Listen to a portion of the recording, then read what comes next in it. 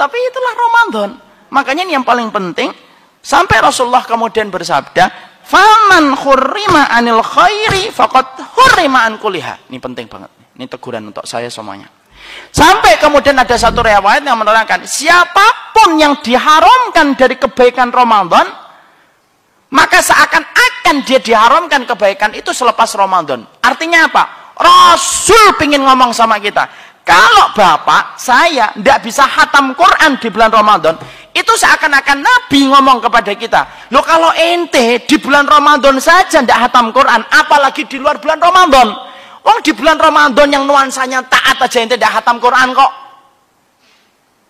Maaf Pak, kalau ada di antara kita di bulan Ramadan, malamnya kita tidak disiplin taraweh, baik itu di rumah atau di masjid, ninggalkan taraweh kemudian tidak pernah merasa bersalah, seakan-akan Rasulullah itu ngomong sama kita, ente saja di bulan Ramadan yang malamnya malam khusyuk, nuansanya nuansa taat, ente meninggalkan taraweh itu pun tidak merasa berdosa. Loh kalau gitu susah membayangkan bahwasanya antum itu akan disiplin dalam tahajud di luar bulan Ramadan. Kenapa? Malam yang khusyuk ketika Ramadan aja ente tidak bisa taraweh kok. Itu analoginya Pak, sederhananya. Analoginya itu apa? Analoginya itu kayak gini. Kalau kita sholat di depan Ka'bah, Ka'bah itu tinggal 3 meter di depan kita. Kemudian kita sholat, kemudian tidak khusyuk, masih mikir kemudian dosa, masih mikir selingkuhan zina, masih mikir uang, masih mikir materi, masih mikir finansial, padahal itu Ka'bah di depan kita tinggal 3 meter. Kira-kira apa yang kita evaluasi untuk diri kita? Kita akan ngomong sama diri kita, loh ente itu di depan Ka'bah aja tidak khusyuk.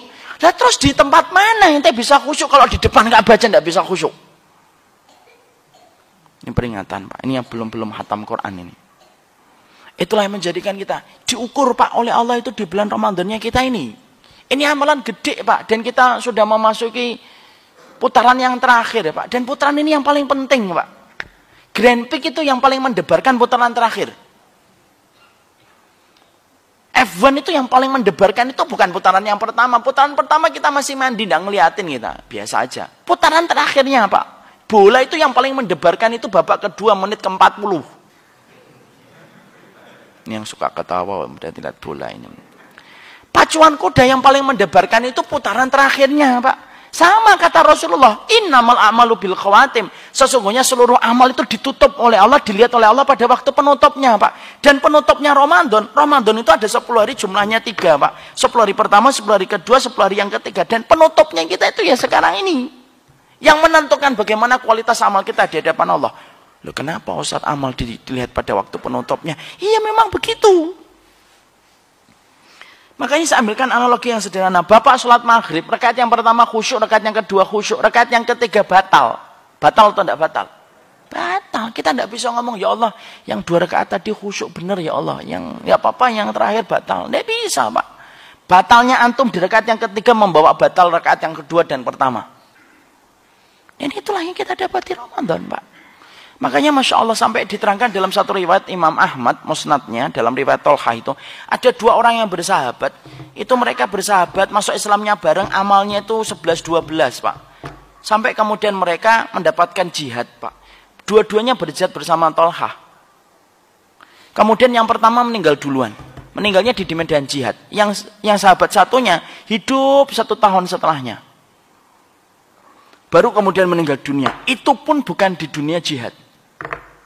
Dua-duanya ketika meninggal dunia, Tolha kemudian bermimpi. Tolha itu menjumpai mereka berdua itu di dalam mimpinya. Dan mereka berdua itu seakan-akan di depan surga, tempat yang sangat indah. Tiba-tiba di tempat yang indah itu ada panggilan kepada orang untuk memasuki tempat surga itu. Siapa yang dipanggil pertama kali? Bukan sahabat yang ini yang pertama kali meninggal di dunia jihad, tapi yang meninggal terakhir dipanggil untuk masuk surga dulu. Lama baru dipanggil yang pertama masuk surga.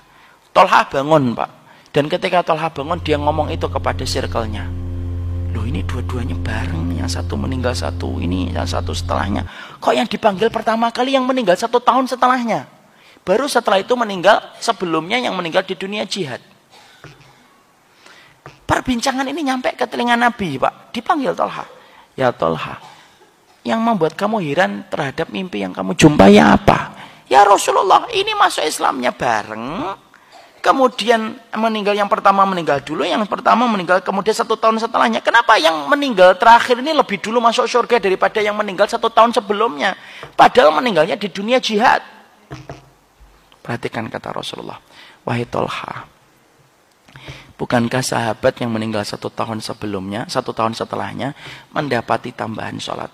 Iya ya Rasulullah.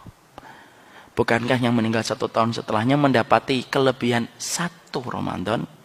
Iya ya Rasulullah.